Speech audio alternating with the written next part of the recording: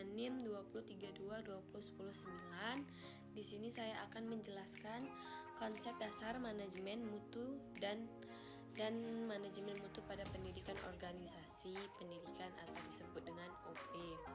Nah, di sini tuh saya pertama akan menjelaskan pengertian manajemen mutu organisasi pendidikan.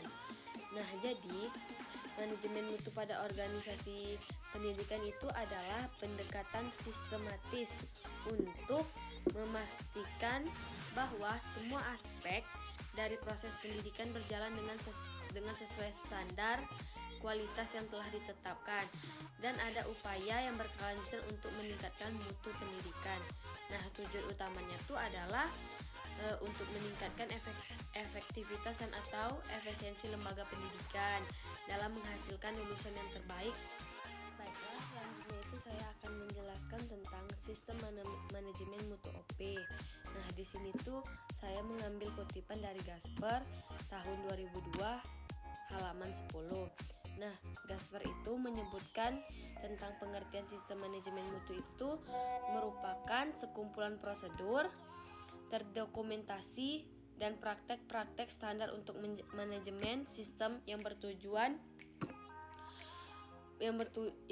menjamin kesesuaian dari suatu proses atau produk atau kalau kita sebut tuh barang atau jasa. Nah, terhadap kebutuhan atau persyaratan itu ditentukan atau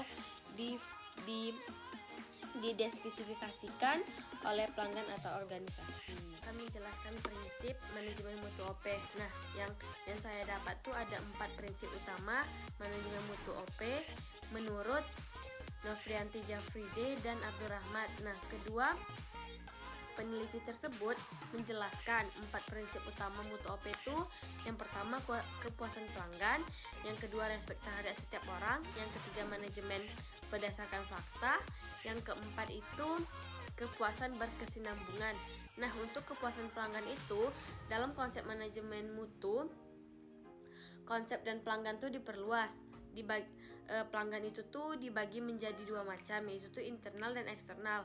Nah, untuk internal itu terdiri dari peserta didik atau orang tua, sedangkan untuk eksternal itu terdiri dari pihak yang berhubungan dengan pendidikan. Nah, misalnya yang berhubungan dengan pendidikan tuh dinas pendidikan, pemerintahan gitu. Nah, yang kedua itu respek terhadap setiap orang.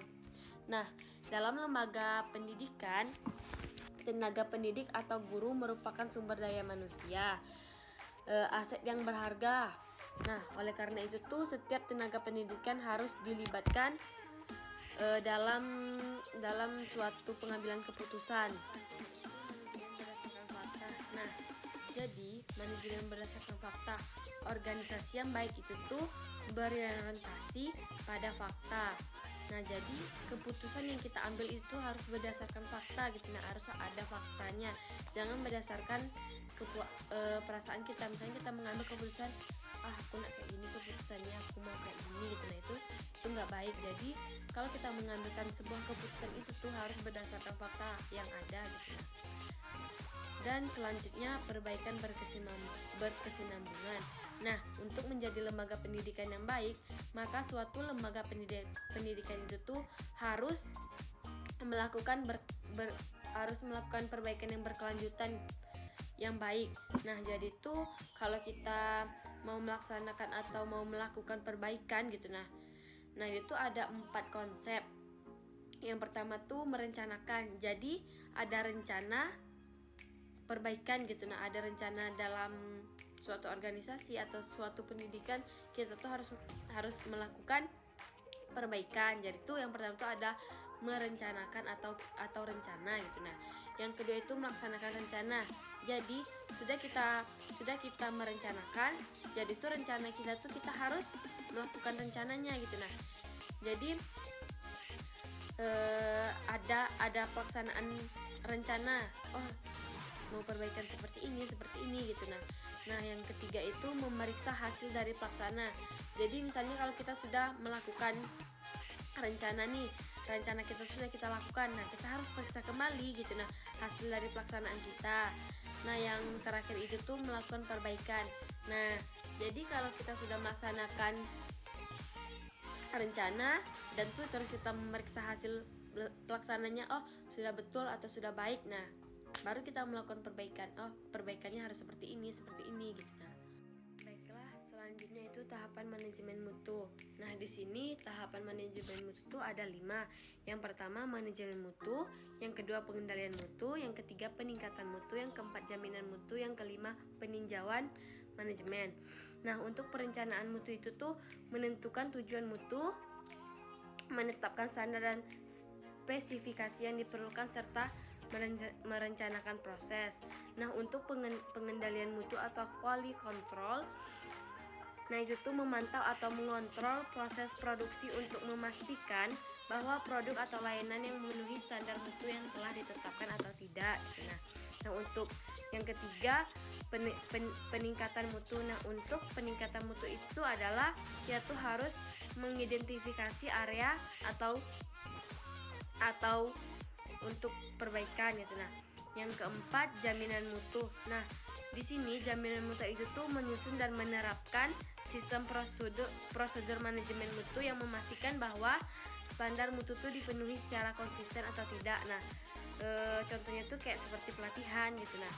Nah, yang kelima itu peninjauan manajemen atau manajemen review.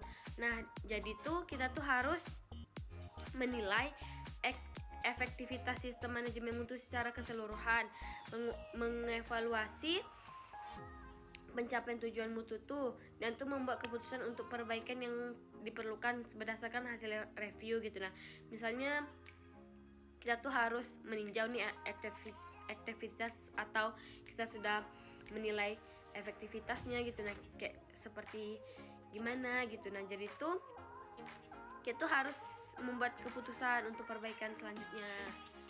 Itu komponen manajemen mutu. Nah, di sini ada 4 juga komponen manajemen mutu yang terlibat gitu. Nah, yang pertama itu kepemimpinan, ketenagaan siswa atau komite. Nah, untuk kepemimpinan itu saya ambil dari kepala sekolah. Jadi tuh kepala sekolah tuh juga penting gitu. Nah, dalam meningkatkan mutu pendidikan, misalnya kepala sekolah tuh mempunyai misi yang baik gitu. Nah, misi yang kuat, atau visi atau misi yang untuk baik ke depannya gitu. Nah, untuk meningkatkan suatu sekolah atau pendidikan. Nah, yang kedua itu ketenagaan. Nah, jadi untuk manajemen mutu organisasi pendidikan atau meningkatkan mutu pendidikan itu tuh harus ada ketenagaan atau guru. Nah, misalnya untuk meningkatkan mutu pendidikan melalui ketenagaan atau guru tuh sepertinya guru tuh harus melakukan pelatihan misalnya gitu. Nah, pelatihan yang ada untuk meningkatkan manajemen mutu gitu. Nah, yang kedua itu siswa, dan yang terakhir itu komite. Nah, untuk meningkatkan mutu organisasi pendidikan itu tuh kita tuh harus melibatkan masyarakat. Nah, tuh masyarakat tuh harus berpartisipasi dalam peningkatan mutu pendidikan. Nah, jadi pelibatan masyarakat dimaksud tuh agar mereka tuh lebih memahami, membantu, dan mengontrol pengelolaan pendidikan untuk meningkatkan mutu pendidikan di sekolah.